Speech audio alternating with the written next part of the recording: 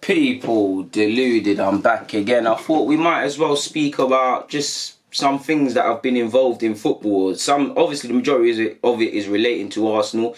It's all meaningless, but you know me, I like to browse the internet and make videos and whatnot. So let's start with Ben Shafer, a young lad who is on loan at League One side Doncaster. In fact, they could be in League Two. Forgive me if I'm wrong. Well, no, they're in League One.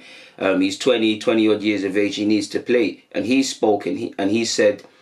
Obviously at Doncaster, he's been speaking to them. He said, league football is very different to under 23s. There is less margin for error and there's a lot more at stake. You obviously got the crowd and fans too. It's great playing in front of them, but there's an added pressure and it's about learning how to handle that. I've got that League 2 experience under my belt and that's definitely helped me out. But League 1 is another step up. It's been really good for me and so far, and I just want to continue. I'm really enjoying my football here. The manager's been brilliant. The lads have been brilliant. I just want to carry on, really. I've been really happy with my own performances. I'd say Saturday was my best performance, but the most important thing is the result and the 3 points. So that's what I like from Ben Shafer. I mean, like a lot of players at Arsenal, some are still there, some have gone on loan, and some have been sold after getting a taste of senior football.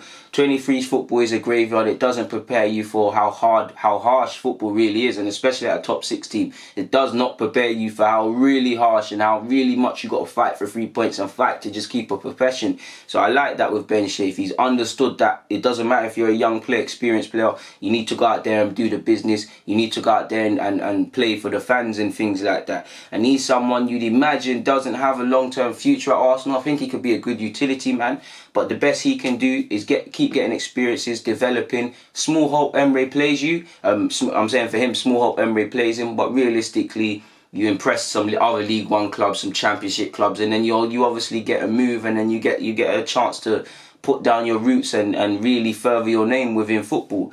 So that's good for him. Moving on from that, you've heard Willock talking to Polish media. He said if Arsene Wenger was still here, he would have had more of a chance. Potentially some of that is true. We know Emre said he knew every young player, but because Emre's not necessarily been at Arsenal for how many years, he's not attached to these young players. And if Emre might have made some mistakes, but if he deems that these lot are not worth it, they're not worth it. Personally, I would have loved Willock to... We sold him for 10 million, and by Arsenal standards, that's better.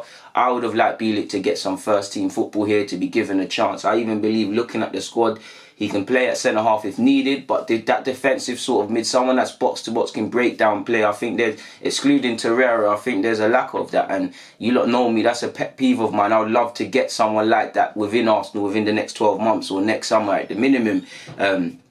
So potentially he would have got chances. Either way, he's at Derby, a team that gives young players chances. He's playing in the Championship. If he does what he needs to do, he could potentially get Poland call-ups, full international call-ups after a positive 21s, because scouts are aware of him, and the move can still happen. You can move back to the Premier League or go to a more reputable league elsewhere and whatnot. So I do potentially believe Willock, Jeffrey Adelaide and Amici, if Wenger was here, they'd probably all still be at the club and get more chances and whatnot. That's not me criticising Emre, that's just what I honestly feel. So yeah, happy belated to Joe Willock. He's 20 years of age, and keeping with the Wenger aspect, he said if you're not ready to start by 19, you'll never be ready. And pardon me, I know Joe Willock's just turned 20, but he was 19, and it goes to show you that patience is overstated, but it's underrated. People that was judging Joe Willock a year ago and concluding that he's the finished article a year ago, are now the biggest ones up his bum, breading him and putting him to high heights. That just shows you what you need about patience and whatnot. Joe Willock's taking his chances so far, and he really does deserve to start against Liverpool. I personally wouldn't, but he deserves to start against Liverpool. He's been given an opportunity. It's now down to him to take it. We need to see 10 games through the duration of the season. How consistent can you be? How reliable can you be? What is your base playing level? We don't need him to be the finished article because it's physically impossible at his age, but we do need to see some consistency, and it's so far so good. He's been given an opportunity and he's ran with it, and he is born in August as well, so it further aids the case of being patient, because physically, allegedly, from a sporting aspect, you are likely to be more behind if you're born in August and things, and Joe Willock did lag behind physically, but he seems to be more than bulking up now, people. Moving on as well, apparently Rwanda, our investment, Visit Rwanda, has already recouped the 30 million they've invested in the sponsorship deal with Arsenal. This is according to a lot of analytics and whatnot. They've made their money back. So I wonder how much money that means Arsenal have made. Apparently, tourism has gone up in the country as well. So it's nice to see we have a commercial success of sorts. Lucas Torreira's agent's been speaking again. It's in Italy, so I ain't read it all, but just for the main bits, it said, Milan is Milan. It will always be an important team, even if it has some economic problems. He said, AC Milan, there was a chance. Gampolo is in Lucas's heart, but Arsenal said, we have no intention of selling the boy. Lucas is fine. The club is happy with him. This will be a year of improvement with Arsenal. So he does seem like someone that wants to return to Italy one day. And for obvious reasons, his former manager is at Milan, and Milan's a big club, but he wants to stay here and make a success of things. And I don't feel the Italian links are going to go away as long as Torreira is here. Apparently, Arsenal are hopeful Matteo Guendouzi will sign a 5-year new contract, which will double his wages to 70k a year. He's played over 50 times for Arsenal and has been a main player, and I think he's made solid progress. He's still developing, he's still raw in several aspects, but he's still a young player, and I feel people need to get off him. Of course he can be frustrating, of course he needs to improve, but people behave like he's a 26-year-old with 150 appearances, and I think to a degree that's testament to how quickly he's taken to the Premier League. But I think give him time, man.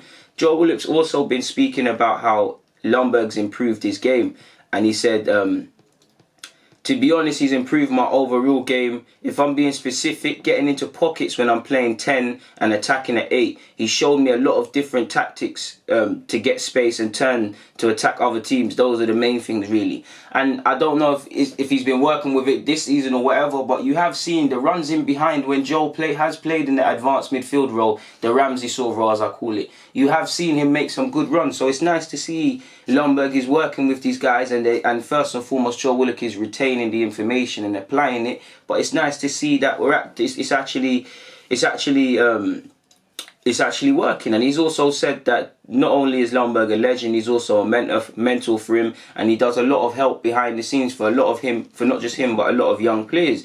So that's nice, man. Finally, Joe's also said, I'm just trying to become a regular, play every week for the team, win games and win trophies. I'm just trying to fulfill my dream of playing for Arsenal. I mean, that's all he can do, is take the chances he's been given, and big up to Joe Willock, man. Finally, people, it's quite irrelevant, but Ian Holloway has blamed the EU for the new rules we've got in relation to handball. It doesn't make no sense, people. I'm sure if you've all seen the clip, he's there saying, we all want to get on with Brexit. We can't have people telling us what we need to do. I don't know what he was drinking before he went on to Sky, or what he's on about, but I thought I was deluded. You're absolutely delusional, mate. Like, what does the EU have to do with that rule? And even if you did your research, if you look at the board of all of the people that make the decisions, it's not the EU, it's the governing bodies. And go and look how many British people are part of the governing bodies of respective sports, like handball and football and whatnot, and all of the rule change, the board that change rules and are important for the rules and whatnot.